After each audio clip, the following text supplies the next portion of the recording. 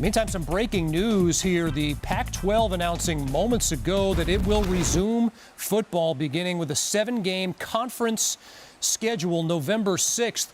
The status of the college football season has been up and down recently due to a lot of people worried about the players' health as of the spread of COVID within the team. To get more information on how colleges have handled this, I spoke to Spencer Webb, who is a current tight end for the Oregon Ducks and a Christian Brothers alumni. I'd say the biggest thing is just discipline. The discipline we have to have as a team, and wearing our masks and social distancing. It's definitely different. We're a close team and we like to mess around and stuff, but we can't do that. We got to make sure that we're staying our distance, 6 feet, and wearing our masks. And so that's just the biggest thing is discipline. Half of this season is going to be like who's the most disciplined off the field when it comes to COVID. So, it's definitely been a huge transition and change, but, we do what we got to do. What do you feel like it's going to be like having no fans and no energy within the stadium? How do you think that'll affect the team? Like, do you just think you guys would be playing different, or do you think nothing's really going to change in terms of attitude? It's definitely going to be a huge transition. A lot of college football is the atmosphere.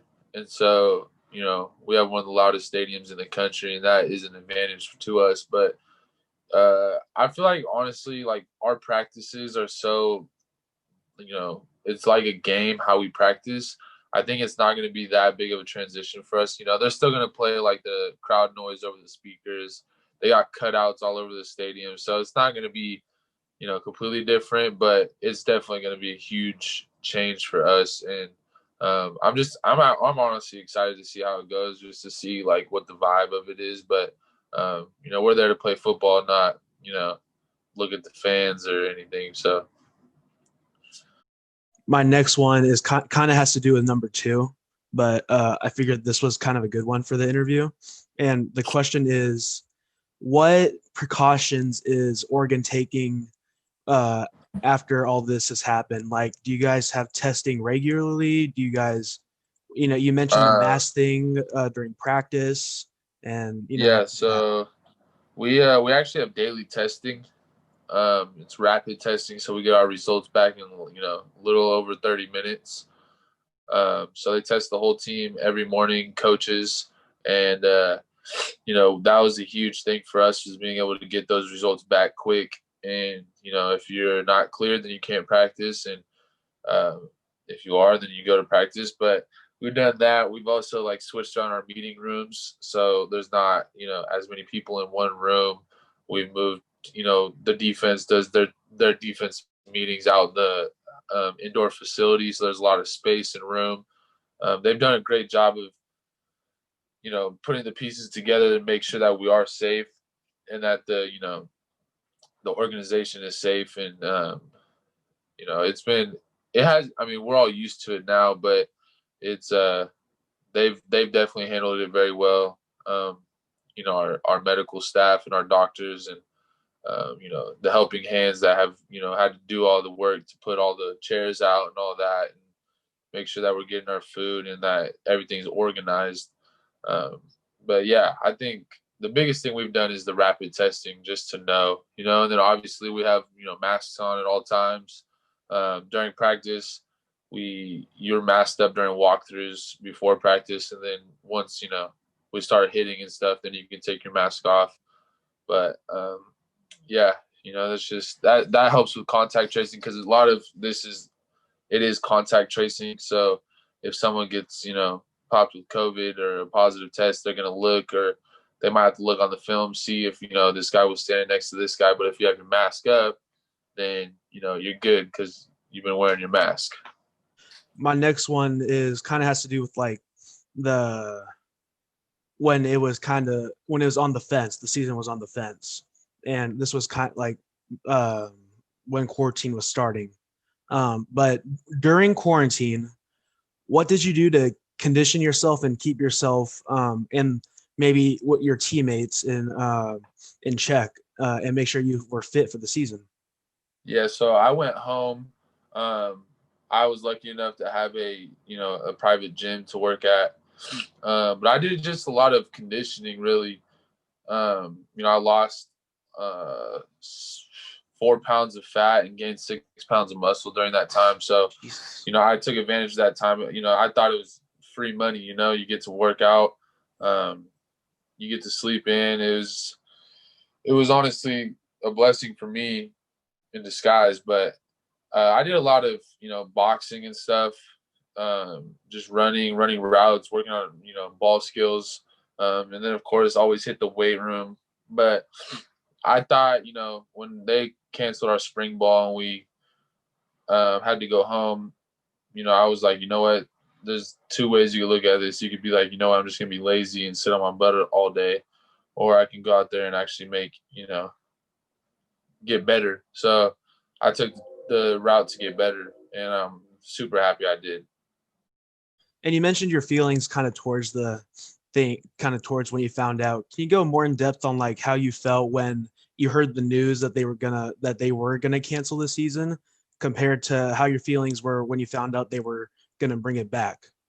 Yeah, I mean, it's been a roller coaster.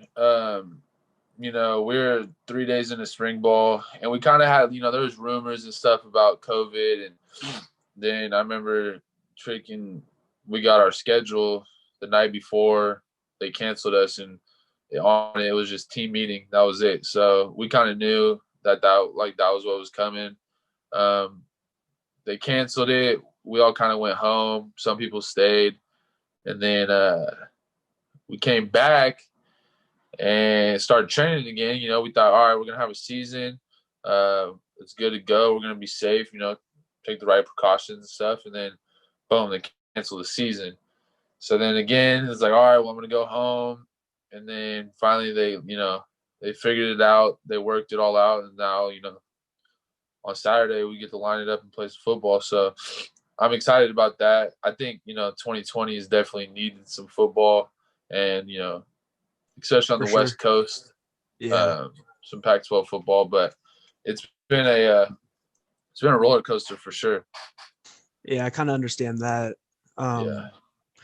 So I'm gonna start getting into the questions that are more kind of team based. My first one, there's two. My bad. There's only two of those.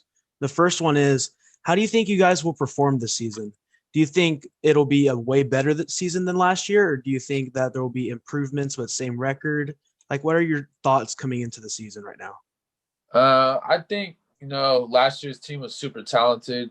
We had a lot of older guys, veterans, but I think this year's team is even more talented. We have more talent, so it's hard to tell. Every team's getting better. Some teams are getting worse, so you never know what's going on. But personally, like with Oregon football, I feel like we're ready to rock. And when we find out Saturday, that's really how you find out. You can't really predict anything. You kind of just got to figure it out. But yeah, everyone's healthy.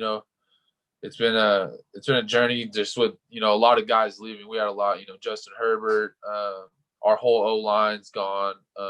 A couple like big time safeties are gone. So it's time for guys to step up and see if they can make some plays. But yeah, I'm juiced. I'm excited just to see how we play. So the last question about that, and the last question overall, is, besides you, what teammates do you think will be standouts this year? I mean, that's a long list. We got starting in my position. Hunter Camp Moyer. He's a baller. Tyler Shuck. Starting this year. Obviously CJ Verdell, our starting running back. Our whole line, they're young, but they work hard. And we got receivers: Johnny Johnson, Micah Pittman, Jalen Red, Devin Williams, and then our whole defense. We got Fat Mac, Drew Mathis, Isaac Slade. All those guys. Diamador Lenore came back. So I'm excited. Just like everyone's going to be a standout, and then we got a couple freshmen too that are going to be playing some balls, true freshmen, which is pretty exciting. Justin Flo, Noah Sewell, but yeah, we'll see. You never know what's going to happen, but I expect a lot of people to make a lot of plays. and we're gonna have some fun doing it, you know. But yeah. This has been Jeremy Delgado reporting for the Tellin Morning News.